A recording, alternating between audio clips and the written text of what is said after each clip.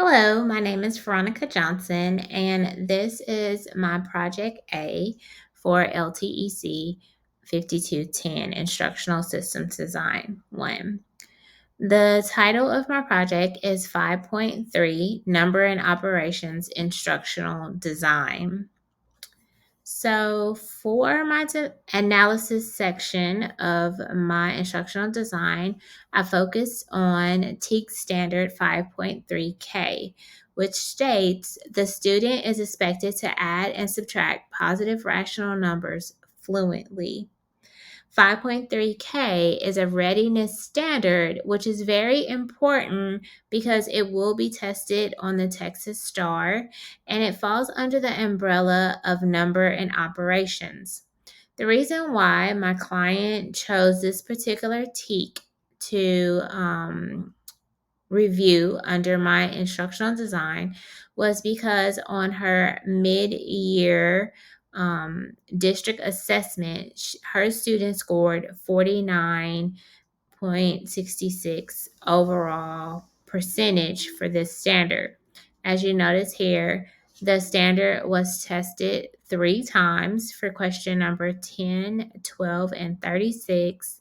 And overall, the percentage was 49 and 66, 100%. The learning outcomes that we set forth to reach were at the end of the 3-hour instructional design, students would average 75% or higher on the mathematics TEC 5.3K.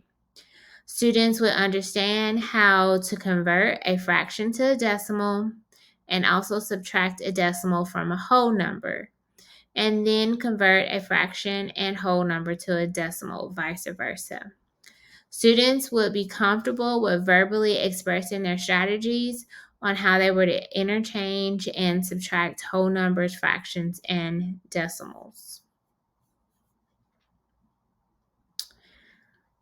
Our goals and learning objectives. So, for our first goal, students will be expected to learn how to successfully add and subtract whole numbers with decimals. And these are our learning objectives listed below. And I don't want to read all of them, but basically, students need to be able to solve 1 and 2 step subtraction and addition problems, and then add on to that so that they will be able to effectively solve 1 and 2 step problems using whole numbers and decimals. For example, one of the learning goals is the student will be able to understand how to identify a pictorial model that represents addition and subtraction of positive rational numbers. Positive rational numbers meaning a whole number and decimal with 70% accuracy, and also identify concrete models as well. Our second goal was that students would find solutions to real world problems by using strategies to add and subtract whole numbers and decimals. We felt that having a real world connection was very important so that the students would have something to build upon. So, for example, one of the learning objectives under the second goal was that students would be able to discuss how to solve multi-step addition and subtraction problems using whole numbers and decimals. They would also be able to illustrate how to do this and how with 70% accuracy. We also wanted them to be able to verbalize these connections between adding and subtracting whole numbers and with whole numbers and also with decimals. So, some of the instructor needs. One really big need of hers was she wanted to combine her personal style of teaching with rigorous content. So, in 5th grade, math is a tested subject, and so while she enjoyed learning hands-on activities, she also wanted to make sure that the content that she was delivering to her students was rigorous enough to meet the expectations of the end of the year state test. It was also very important to align student led projects with the fifth grade TEAC. So while she wanted to have a project, it needed to be aligned.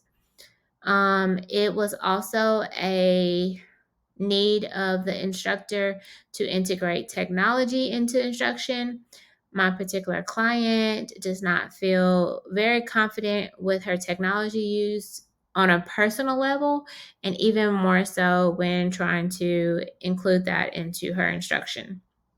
Student engagement is very important. And also, the goal was to increase performance on this particular standard 5.3K. And formative and summative assessments were needed to track progress and growth. So, student needs. Students needed to score above 70% on 5.3 readiness standard for formative and summative assessments. They also had a need for individualized instruction because some of the students were in different places regarding understanding and having various misconceptions of this particular standard. Her students enjoy hands-on activities, so it was very important to include something that would be hands-on, and then of course from formative and summative assessments to track progress. So the timeline would consist over 6 days.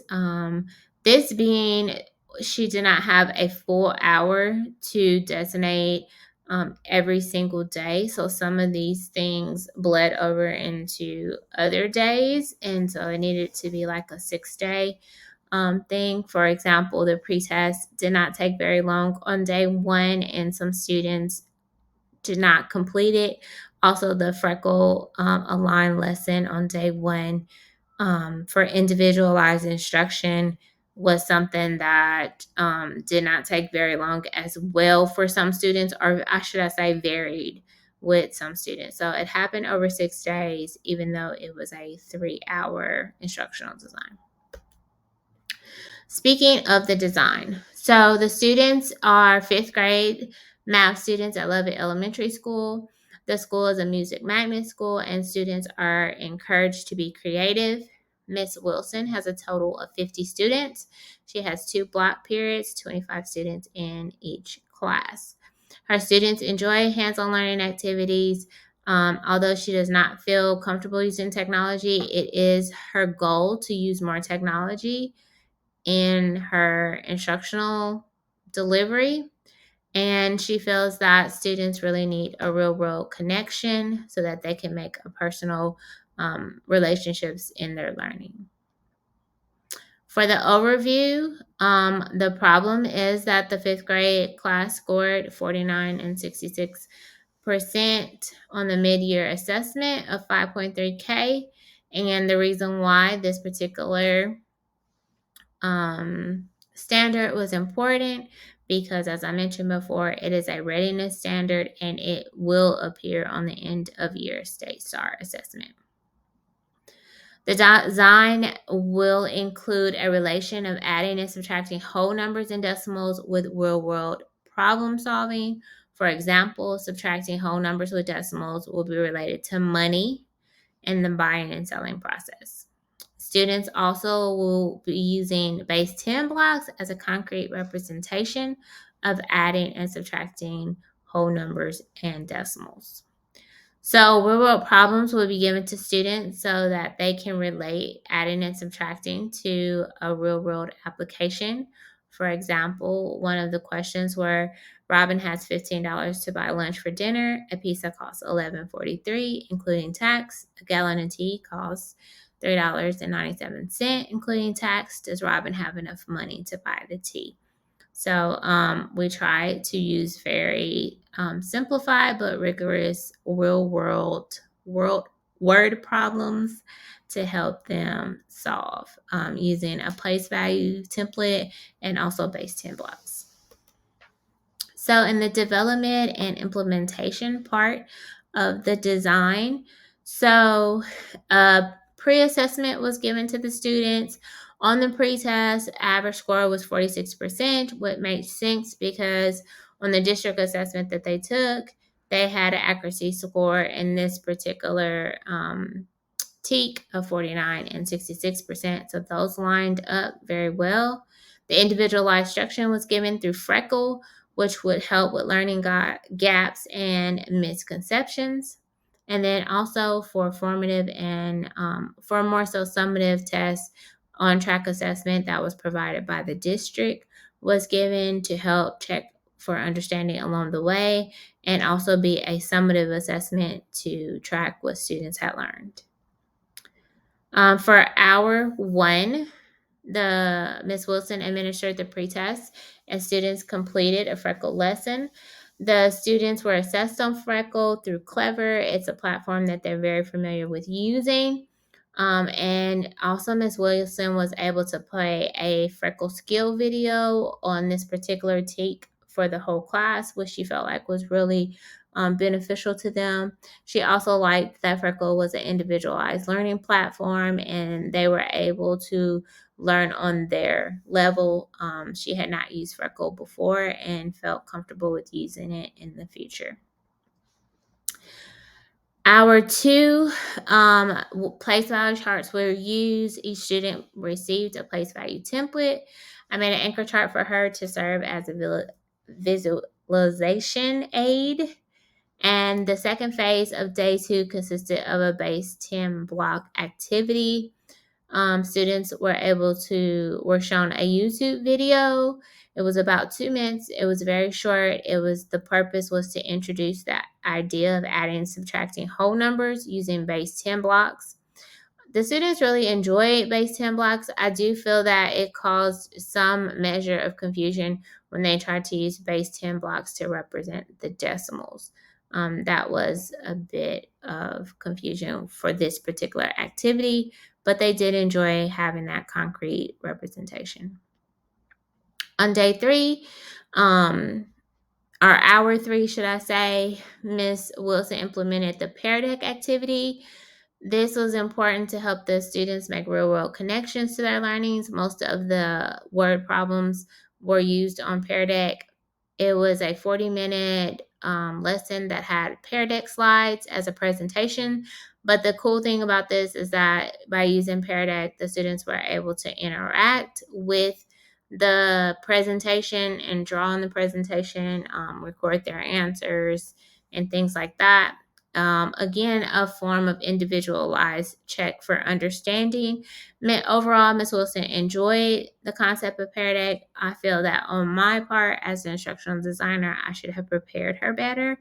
And so moving forward, that was something that I will pay attention to.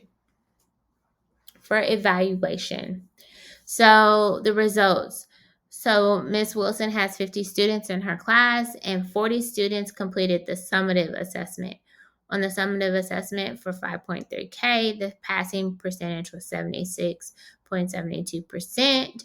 Our goal was to have a passing percentage of 75%. So we met our goal in what we originally set out to do to increase the 5.3K standard. I hope that you enjoyed watching my video, and I really appreciate any input that you may have given me along the way to help me make my instructional design even better. Thank you.